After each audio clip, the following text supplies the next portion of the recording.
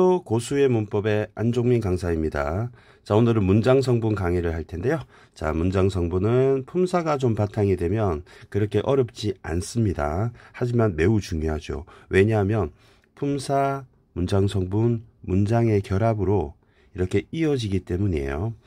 품사가 이해가 되어야 문장 성분을 이해할 수 있고요. 문장 성분을 이해하면 문장이 되겠죠. 문장이 되면 문장이 결합하는 겹문장, 그러니까 아는 문장, 이어진 문장 하게 되는데요. 아는 문장, 이어진 문장은 수능에서 단골 문제로 출제가 되고 좀 까다로운 문제도 많이 나오기 때문입니다. 그래서 문장 성분은 품사와 문장 성분이 아니라 문장의 결합을 연결하는 중간에 다리 역할을 하게 되죠. 그래서 굉장히 중요한 거라고 볼 수 있습니다. 자, 문장 성분은 그냥 문장에 구성하는 요소, 그래서 문장의 성분입니다. 선생님이 물고기를 예쁘게 하나 그려놨는데요. 문장 성분은 물고기라고 생각하시면 되겠습니다. 자, 물고기는 붕어, 연어, 숭어, 향어 이렇게 어로 끝나잖아요. 그래서 문장 성분은 물고기라서 어로 끝나는 말이다. 이게 무슨 말이냐면요. 이 물고기 7마리가 여러분 주어, 서술어, 목적어, 보어, 관형어, 부사어, 독립어라는 얘기예요. 품사는 선생님이 절이라 그래서 불국사, 해인사처럼 사로 끝난다고 그랬잖아요. 문장 성분은 어로 끝납니다. 그래서 관형어 그러면은 물고기니까 문장 성분, 관형사 그러면 절 이름이니까 그러니까 품사다. 이렇게 여러분이 이해하시면 되겠죠.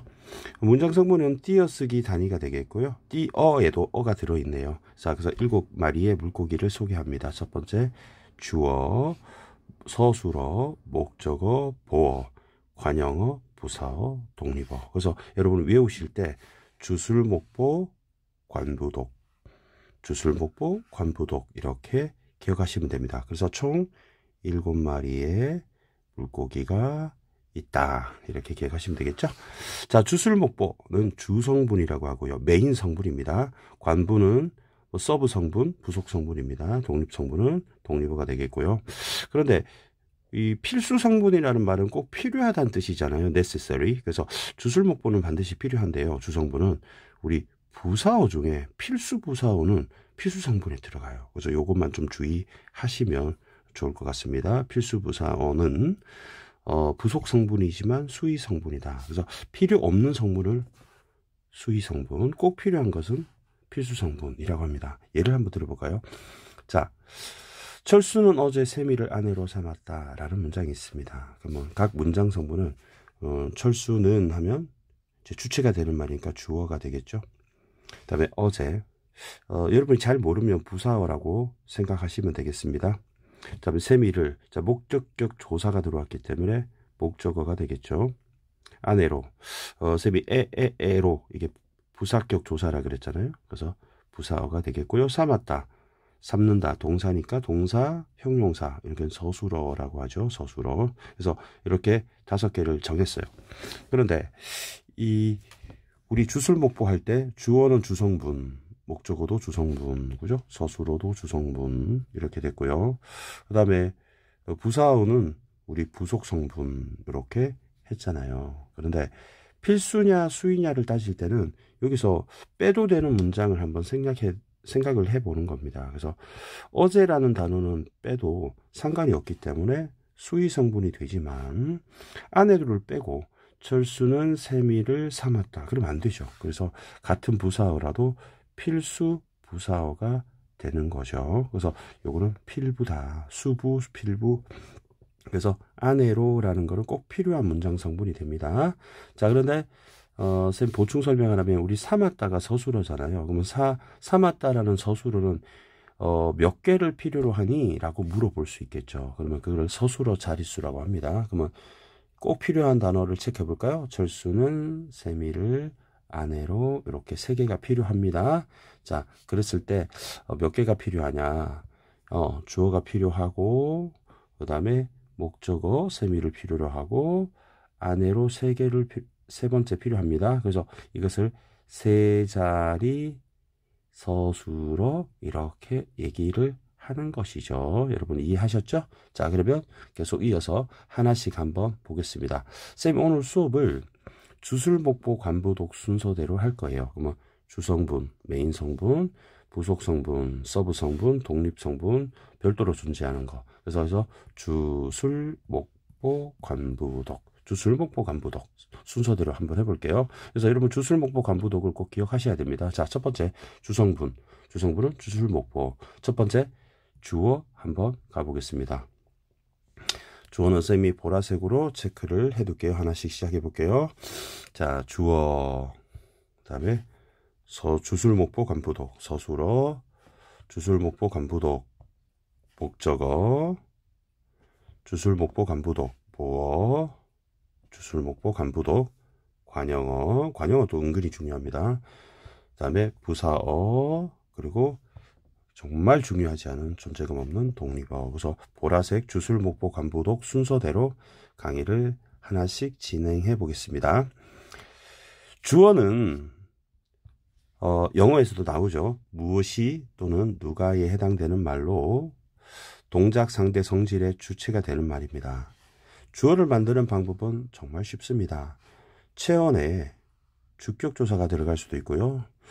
우리 주격조사는 이, 가, 께서, 에서 이렇게 세 개가 있었습니다. 체언은 명사, 대명사, 수사, 명대수가 있었죠. 그러면 철수가 길을 걸었지 하면 철수 명사의 주격조사 가가 붙은 형태죠.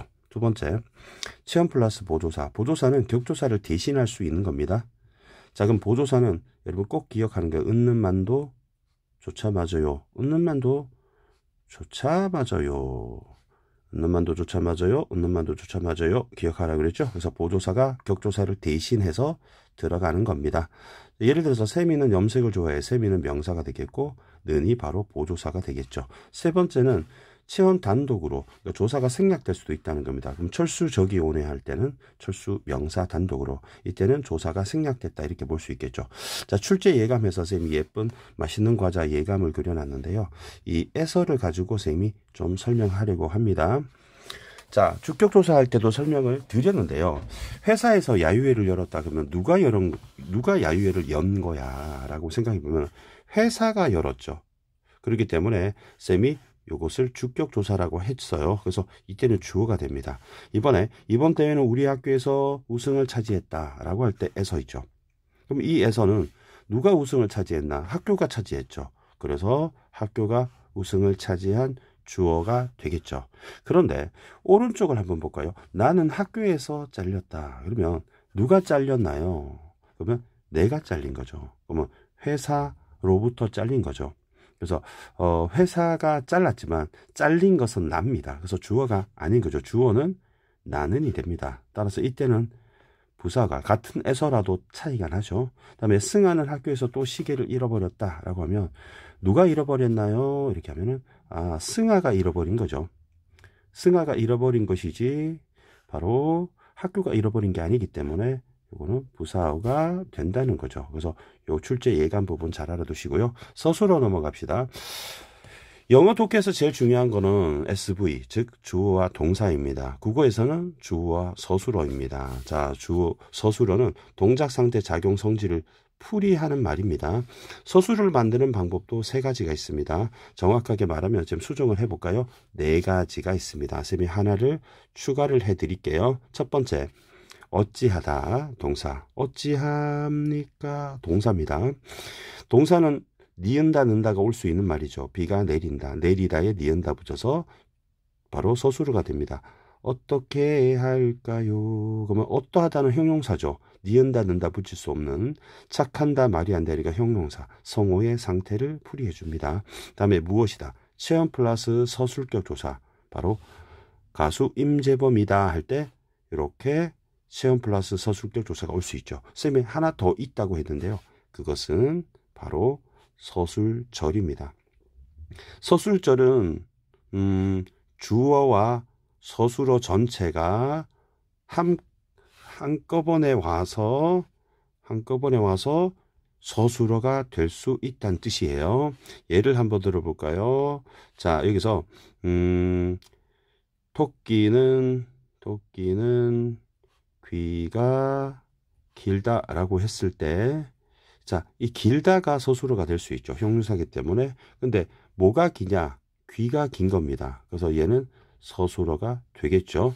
귀가는 길다의 주어가 될 것이고요. 근데 토끼는도 주어잖아요. 그러면 토끼는의 주어는 서술어가 누굴까요? 물어보면은 귀가 길다 전체가 서술어가 될 수 있는 거죠. 그러면 서술어 속에 주어 서술어가 있기 때문에 이것을 우리는 서술절이라고 하는 것이고, 이 문장은 서술절을 아는 문장이라고 하는 겁니다. 자, 그러면 여러분이 꼭 기억하실 거 다시 한번 정리해봅니다. 서술어를 만드는 방법 4가지. 그죠? 4가지. 첫 번째는 동사, 두 번째 형용사, 세 번째는 체험 플러스 서술격 조사, 네 번째는 서술절.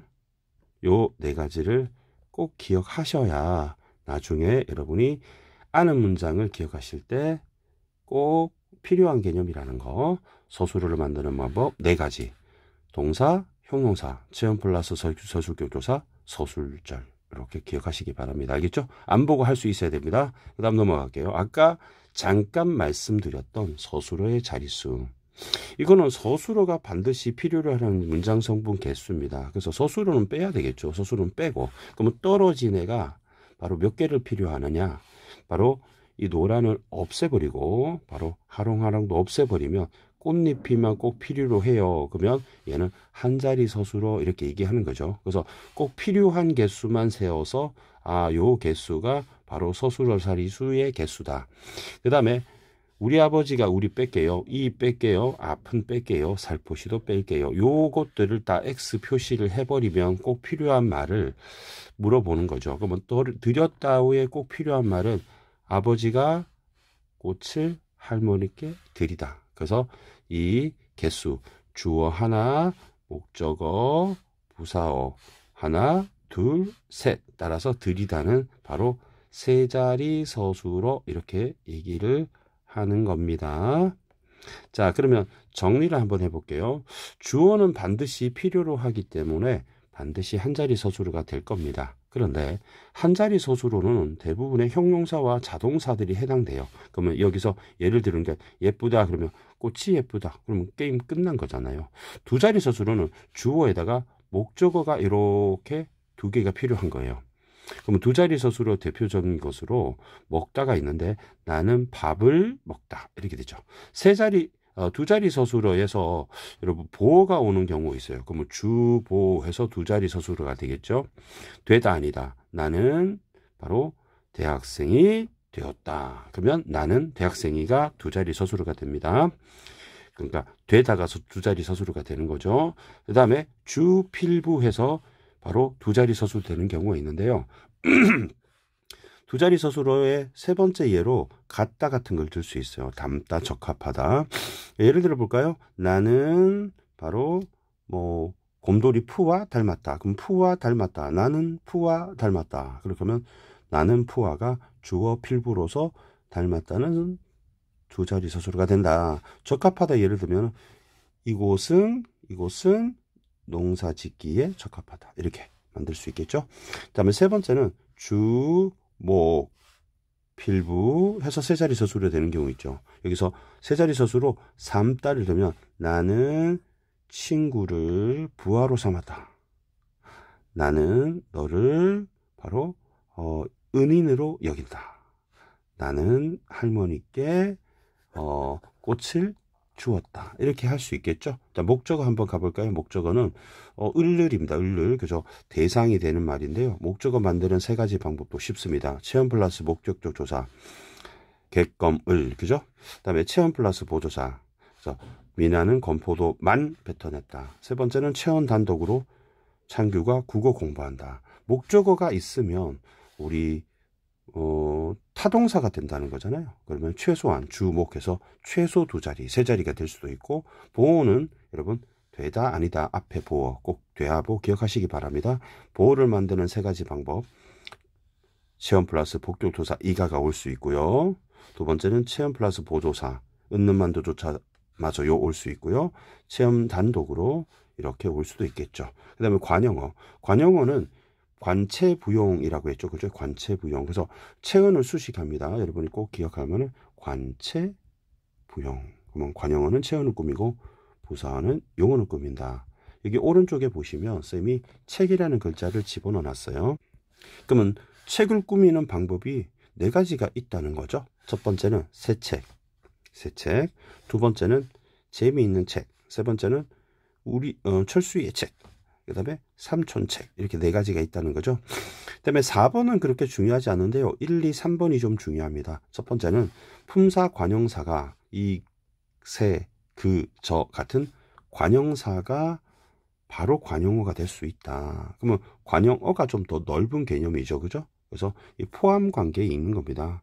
품사가 더 작은 개념이고요. 두 번째는 용언의 관용사형입니다. 자, 이게 뭐냐면 우리 용언은 동사형 용사잖아요. 이 어간에다가 우리 배웠던 관용사형 전속 어미가 붙이는 겁니다. 그러면 여기 보시면 비싸다 이게 어간이죠. 재미있 어간이죠.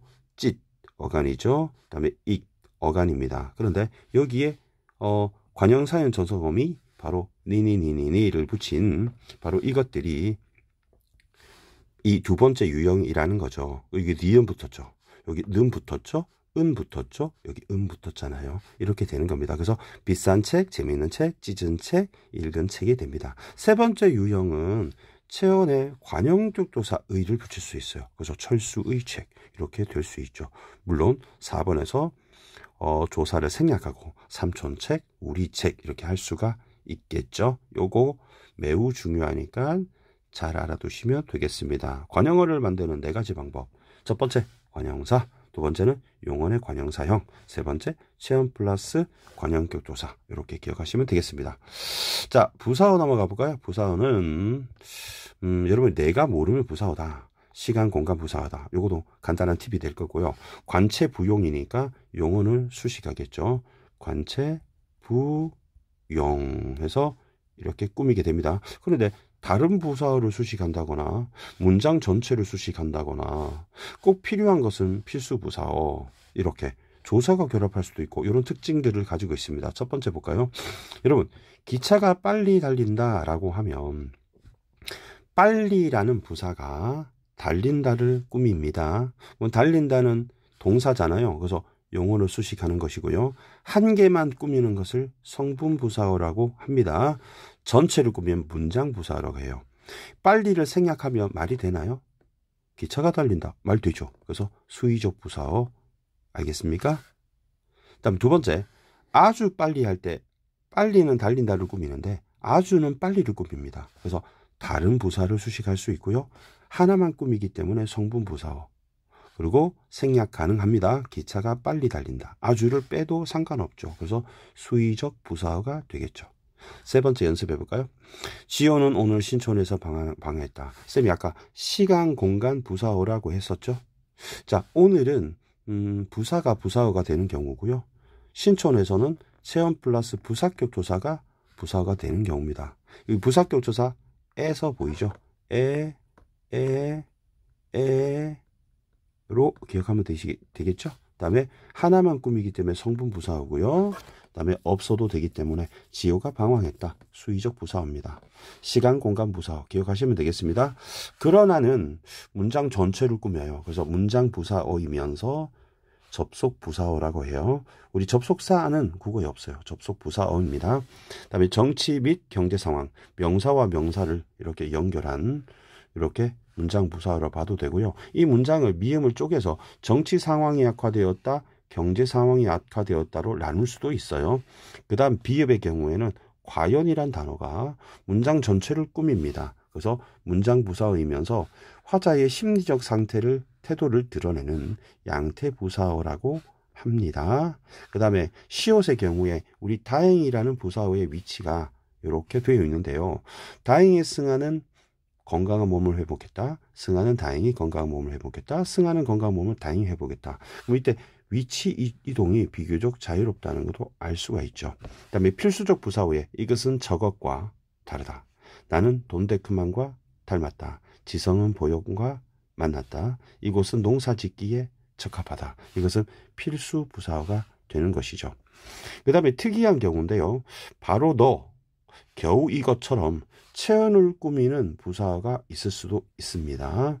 자, 부사어를 만든 네 가지 방법. 첫 번째, 매우 아주 펄럭펄럭처럼 부사가 부사어가 된다. 그 다음에 에서까지를 붙여서 체언 플러스 부사격 조사가 부사어가 된다. 그 다음에 체언 단독으로 부사가 된다라고 했는데요. 사실은 체언 단독이라기보다는 요거는 삭제를 할게요. 여기서는 부사라 보는 게 맞겠어요. 그래서 쌤이 3번은 좀 잘못된 거니까 삭제를 할게요. 요거는 삭제를 하겠습니다. 그다음에 용언의 어간에 부사형 전사형이 붙는 경우 바로 업다에 이가 붙고 가다에 개가 붙어서 개이도록 개이도록이 붙는 방법도 부사어가 되는 방법입니다. 자, 독립성분. 독립성분은 그렇게 중요하지 않는데요.